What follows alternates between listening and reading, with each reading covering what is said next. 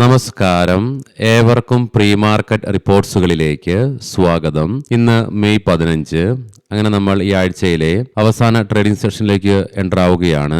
ട്രംപും ഷീ ജിൻപിങ്ങും തമ്മിലുള്ള കൂടിക്കാഴ്ചയുമായി ബന്ധപ്പെട്ടുകൊണ്ട് ഹോർമൂസ് കടലിടുക്ക് തുറക്കുവാൻ ചൈനീസ് പ്രസിഡന്റ് വാഗ്ദാനം ചെയ്തുവെന്നും ഇറാന് ആയുധം നൽകില്ലെന്നും ട്രംപ് പറഞ്ഞു. വരുന്ന റിപ്പോർട്ടുകൾ പ്രകാരം 1970കളിലെ ഹെൽസങ്കി മാതൃക ലക്ഷ്യമിട്ടുകൊണ്ട് ഇറാനുമായിട്ടുള്ള ബന്ധം ശക്തിപ്പെടുത്തുവാൻ സൗദി അറേബ്യ ശ്രമിക്കുന്നു എന്നുള്ള റിപ്പോർട്ട്സാണ് വരുന്നതും. ഇന്നലെ നമ്മൾ കണ്ടിരുന്നു, ഇന്ത്യയുടെ LPG ടാങ്കറായ NV സൺഷൈൻ ഹോർമൂസ് കടലിടുക്ക് പാസ്സാവുകയുണ്ടായി. ഇതിനു പുറമെ സൈമി എന്നു പേരുള്ള മറ്റൊരു ഗ്യാസ് ടാങ്കറും ഇന്ത്യയുടേത് ഇന്നലെ ഹോർമൂസ് കടലിടുക്ക് കടന്നതായിട്ടുള്ള റിപ്പോർട്ട്സും വന്നിട്ടുണ്ട്. മുൻകൂർ അനുമതി പ്രകാരമുള്ള 100 കിലോഗ്രാം വരെയുള്ള സ്വർണത്തിന്റെ ഇറക്കുമതി കേന്ദ്ര സർക്കാർ നിയന്ത്രിക്കാൻ വേണ്ടി പോകുന്നു എന്നുള്ള റിപ്പോർട്ട്സും വരുന്നുണ്ട്. വെസ്റ്റ് ഏഷ്യയുമായി ബന്ധപ്പെട്ടുകൊണ്ട് മറ്റുള്ള പുതിയ അപ്ഡേറ്റ്സുകളൊന്നും ഇതുവരെ വന്നിട്ടുമില്ല. മാർക്കറ്റിലേക്ക് വന്നു കഴിയുമ്പോൾ Tata steel, solar industries, sale, NHPC, Hind copper, premier energies, Cochin shipyard, Godrej industries തുടങ്ങിയ സ്റ്റോക്കുകൾ ഇന്ന് അവയുടെ ക്വാർട്ടർലി ഏർണിംഗ്സുകൾ പ്രസിദ്ധീകരിക്കും. ഇന്നത്തെ നമ്മുടെ മാർക്കറ്റിലേക്ക് സ്പെസിഫിക് ആയിട്ട് വന്നു കഴിയുമ്പോൾ അനലിസ്റ്റുകളുടെയും എക്സ്പേർട്ടുകളുടെയും അഭിപ്രായങ്ങൾ പ്രകാരം 23,800 എന്ന ലെവൽ അതിശക്തമായി നിഫ്റ്റിക്ക് മറികടന്നുകൊണ്ട് ഈ ലെവലിന് മുകളിലായിട്ട് നിലനിൽക്കുവാൻ സാധിക്കുകയാണെങ്കിൽ തുടർന്ന് 23,900, 24,000 എന്നീ ലെവലുകളിലേക്കുള്ള നിഫ്റ്റിയുടെ പ്രയാണം തള്ളിക്കളയാനാവുകയുമില്ല. ഒരുപക്ഷെ ശക്തമായ റെസിസ്റ്റൻസും ഈ ലെവലിൽ നിഫ്റ്റിക്ക് നേരിടേണ്ടതായിട്ട് വന്നേക്കാം. ആയതിനാൽ തന്നെ 24,000 എന്ന സൈക്കോളജിക്കൽ ലെവൽ ശക്തമായി മറികടന്നുകൊണ്ട് ഈ ലെവലിന് മുകളിലായിട്ട് നിലനിൽക്കുവാൻ സാധിക്കുകയാണെങ്കിൽ മാത്രമേ തുടർന്ന് മുന്നോട്ടൊരു പ്രയാണം നിഫ്റ്റിക്ക് സാധ്യമാവുകയുമുള്ളൂ. എന്നാൽ അതേസമയം 23,800 എന്ന ലെവലിന് മുകളിലായിട്ട് നിഫ്റ്റിക്ക് നിലനിൽക്കുവാൻ സാധിക്കുകയില്ലെങ്കിൽ 23,400 എന്ന ലെവൽ നിഫ്റ്റിയെ സംബന്ധിച്ചിടത്തോളം ഡൗൺ സൈഡിലേക്ക് ക്രൂഷ്യൽ സപ്പോർട്ട് ഏരിയ കൂടെ തന്നെയാണ്.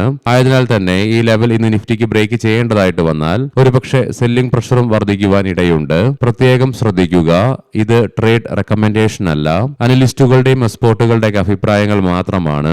എഡ്യൂക്കേഷൻ പർപ്പസിനു വേണ്ടിയിട്ടാണ് ഈ ലെവലുകൾ വിശദീകരിക്കുകയും ചെയ്തത്. ഇന്നലെ ഇന്ത്യയിൽ നിന്നും ഉച്ചയ്ക്ക് 12 മണിയോടുകൂടി ഏപ്രിൽ മാസത്തെ WPI ഡാറ്റകളുടെ റിലീസ് ഉണ്ടായിരുന്നു. മാർച്ച് മാസത്തെ 3.88% നിന്നും 8.3% ശക്തമായ ഉയർച്ച രേഖപ്പെടുത്തിക്കൊണ്ട് 42 മാസങ്ങൾക്ക് ശേഷം അഥവാ 3.5 വർഷങ്ങൾക്ക് ശേഷം ഏറ്റവും ഉയർന്ന തോതിലായിട്ടാണ് റിപ്പോർട്ട് ചെയ്യപ്പെടുകയും ഉണ്ടായത്. ഇന്ന് ഇന്ത്യയിൽ നിന്നും വെളുപ്പിന് 5:30 ഏപ്രിൽ മാസത്തെ പാസഞ്ചർ വെഹിക്കിൾ സെയിൽസ് ഡാറ്റയുടെ റിലീസ് ഉണ്ട്, ഇയർ ഓൺ ഇയർ ബേസിസിലുള്ളത്. പിന്നീട് വൈകുന്നേരം 5 മണിയോടുകൂടി ഏപ്രിൽ മാസത്തെ ബാലൻസ് ഓഫ് ട്രേഡ് ഡാറ്റയുടെ റിലീസ് നടക്കാനിരിക്കുന്നു. ഇന്നലെ US നിന്നും വൈകുന്നേരം 6 മണിയോടുകൂടി റിലീസ് ചെയ്യപ്പെട്ട ഏപ്രിൽ മാസത്തെ മന്ത് ഓൺ മന്ത് ബേസിസിലുള്ള റീറ്റെയിൽ സെയിൽസ് ഡാറ്റ 0.5% വർധനവാണ് മന്ത് ഓൺ മന്ത് ബേസിസിൽ രേഖപ്പെടുത്തുകയും ചെയ്തത്. ഇത് ഇൻലൈൻ വിത്ത് എക്സ്പെക്ടേഷൻ തന്നെയാണ് വരികയും ചെയ്തത്. ഇന്ന് പ്രധാനപ്പെട്ട ഗ്ലോബൽ ഇവന്റുകളൊന്നും നിലനിൽക്കുന്നതുമില്ല. ഇന്നലെ ഇന്ത്യൻ മാർക്കറ്റിന് ശക്തമായ നേട്ടത്തോടുകൂടി തന്നെ ഈ ആഴ്ചയിൽ ആദ്യമായിട്ട് വ്യാപാരം അവസാനിപ്പിക്കുവാൻ സാധിച്ചെങ്കിലും വിദേശ ധനകാര്യ സ്ഥാപനങ്ങൾ ഇന്നലെയും ഇന്ത്യൻ ക്യാഷ് മാർക്കറ്റിൽ 4,703.15 കോടി രൂപയ്ക്ക് സെല്ലിംഗ് തുടർന്നു. അതേസമയം ആഭ്യന്തര ധനകാര്യ സ്ഥാപനങ്ങൾ 5,869.05 കോടി രൂപയ്ക്ക് ബൈയിങ്ങും തുടരുകയും ചെയ്തു.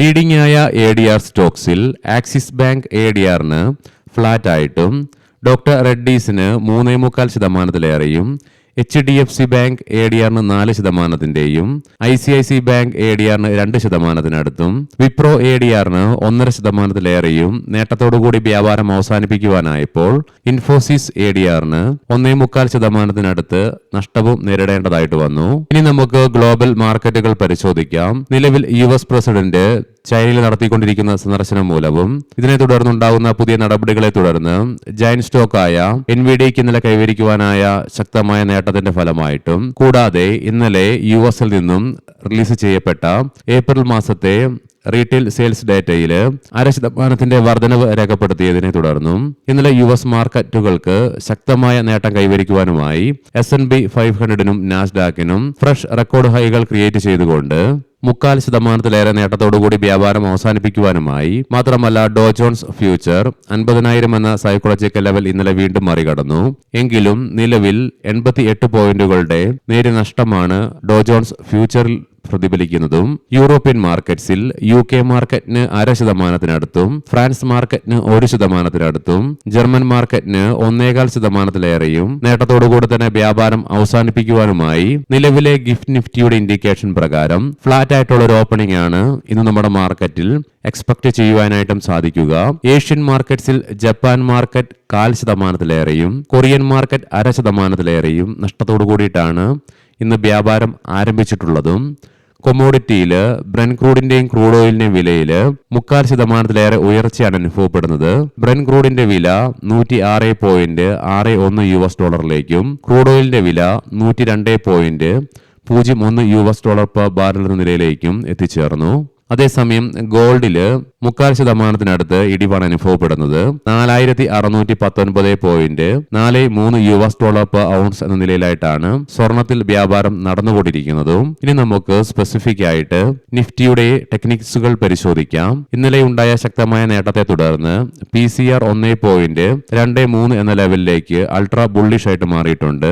മാക്സ് പെയിൻ 23,700 എന്ന ലെവലിലേക്കും എത്തിച്ചേർന്നു. ഇന്നലെ 1%-ലേറെ ശക്തമായ നേട്ടത്തോടുകൂടി വ്യാപാരം അവസാനിപ്പിക്കുവാനായെങ്കിലും നിഫ്റ്റിക്ക് അതിന്റെ എല്ലാ കീ മൂവിംഗ് ആവറേജുകളുടെ താഴെയായിട്ടും വ്യാപാരം അവസാനിപ്പിച്ച് തുടരേണ്ടതായിട്ടും വന്നു. എങ്കിലും RSIയിൽ ഉയർച്ച രേഖപ്പെടുത്തിയതിനെ തുടർന്ന് 45.86 എന്ന ലെവലിലേക്കും എത്തിച്ചേരുകയും ചെയ്തു. വീക്കിലി ഓപ്ഷൻസ് ഡാറ്റ പ്രകാരം 24,000 എന്ന സ്ട്രൈക്കിലാണ് കോൾ സൈഡിൽ ഏറ്റവും കൂടുതൽ ഓപ്പൺ ഇൻട്രസ്റ്റ് കാണുവാൻ സാധിക്കുന്നതെങ്കിലും 23,700 എന്ന സ്ട്രൈക്കിലാണ് ഏറ്റവും കൂടുതൽ കോൾ റൈറ്റിംഗ് നിലവിൽ കാണുന്നതും. അതേസമയം 23,000 എന്ന സ്ട്രൈക്കിലാണ് പുട്ട് സൈഡിലേക്ക് ഏറ്റവും കൂടുതൽ ഓപ്പൺ ഇൻട്രസ്റ്റ് കാണുവാൻ സാധിക്കുന്നതെങ്കിലും 23,700 എന്ന സ്ട്രൈക്കിലാണ് ഏറ്റവും കൂടുതൽ പുട്ട് റൈറ്റിംഗ് നിലവിൽ കാണുക. ഇനി നമുക്ക് ഇന്നത്തെ പ്രധാനപ്പെട്ട സ്റ്റോക്കിംഗ് ന്യൂസുകൾ പരിശോധിക്കാം. മുൻകൂട്ടി ഓർമ്മിപ്പിച്ചുകൊള്ളട്ടെ, ഇത് ഒരു ബൈ ഓർ സെൽ റെക്കമെൻഡേഷൻ അല്ല. അദാനി എന്റർപ്രൈസസ് ഇന്നലെ മെയ് 14 ഓപ്പൺ മാർക്കറ്റ് ട്രാൻസാക്ഷൻ വഴി SBI മ്യൂച്വൽ ഫണ്ട് സ്റ്റോക്കിന്റെ 0.5% അഥവാ 1,435 കോടി രൂപ വരുന്ന ഷെയറുകൾ സ്വന്തമാക്കി. HCL ടെക്നോളജീസ് നൂതന ആർട്ടിഫിഷ്യൽ ഇന്റലിജൻസ് സാങ്കേതിക പരിഹാരങ്ങൾ നൽകുന്നതിനായി റെഡ് ഹാറ്റുമായിട്ട് കമ്പനി പങ്കാളിത്തം പ്രഖ്യാപിച്ചു. അലൈഡ് ബ്ലെൻഡേഴ്സ് $5.40 പെർ ഷെയർ എന്ന നിലയിൽ കമ്പനി ഡിവിഡൻഡ് പ്രഖ്യാപിച്ചു.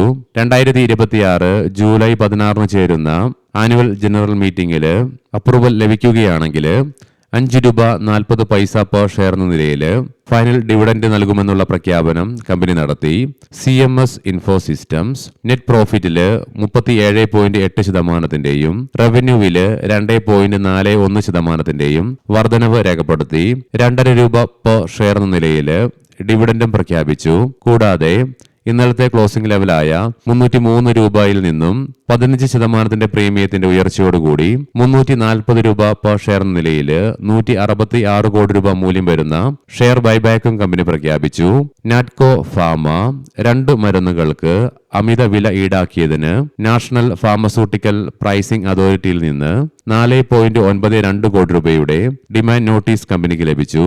സിഗ്മ അഡ്വാൻസ്ഡ് സിസ്റ്റംസ് 90,000 ആർട്ടിലറി ഫ്യൂസുകൾക്കായി 107 കോടി രൂപ മൂല്യം വരുന്ന എക്സ്പോർട്ട് ഓർഡർ കമ്പനിക്ക് ലഭിച്ചു. സീമെൻസ് എനർജി ഇന്ത്യ ക്വാർട്ടർ 4 റിസൾട്ടില് കമ്പനിയുടെ നെറ്റ് പ്രോഫിറ്റില് 52.4%, റവന്യൂ ഫ്രം ഓപ്പറേഷൻസില് 27.4% വർധനവ് രേഖപ്പെടുത്തി. ചാലറ്റ് ഹോട്ടൽസ് നെറ്റ് പ്രോഫിറ്റില് 31.6%, റവന്യൂവില് 7% വർധനവ് രേഖപ്പെടുത്തി. കൂടാതെ നോൺ കൺവേർട്ടബിൾ ഡിബഞ്ചറുകൾ വഴിയും മറ്റുള്ള മാർഗങ്ങൾ വഴിയും 1,000 കോടി രൂപയുടെ ധനസമാഹരണത്തിന് കമ്പനിയുടെ ബോർഡ് അംഗീകാരം നൽകുകയും ചെയ്തു. TD പവർ കമ്പനിയുടെ നെറ്റ് പ്രോഫിറ്റില് 36.2%, റവന്യൂവില് 69.2% വർധനവ് രേഖപ്പെടുത്തി. കൂടാതെ 1:2 എന്ന റേഷ്യോയിലുള്ള സ്റ്റോക്ക് സ്പ്ലിറ്റിനുള്ള അനുമതിയും കമ്പനിയുടെ ബോർഡ് നൽകുകയും ചെയ്തു. ഡീപ് ഇൻഡസ്ട്രീസ് കഴിഞ്ഞ വർഷം ഇതേ ക്വാർട്ടറിൽ 209 കോടി രൂപ നെറ്റ് ലോസിൽ നിന്നും ഇത്തവണ ലോസ് കുറച്ചുകൊണ്ട് 14.4 കോടി രൂപയുടെ നെറ്റ് ലോസ് ആണ് റിപ്പോർട്ട് ചെയ്യുകയും ഉണ്ടായത്. അതേസമയം റവന്യൂവില് 48.7% വർധനവും രേഖപ്പെടുത്തി. ഏവർക്കും നല്ലൊരു ട്രേഡിംഗ് ദിനം ആശംസിക്കുന്നു. വൈകുന്നേരം പോസ്റ്റ് മാർക്കറ്റ് റിപ്പോർട്ട്സുമായി കണ്ടുമുട്ടാം. നന്ദി, നമസ്കാരം.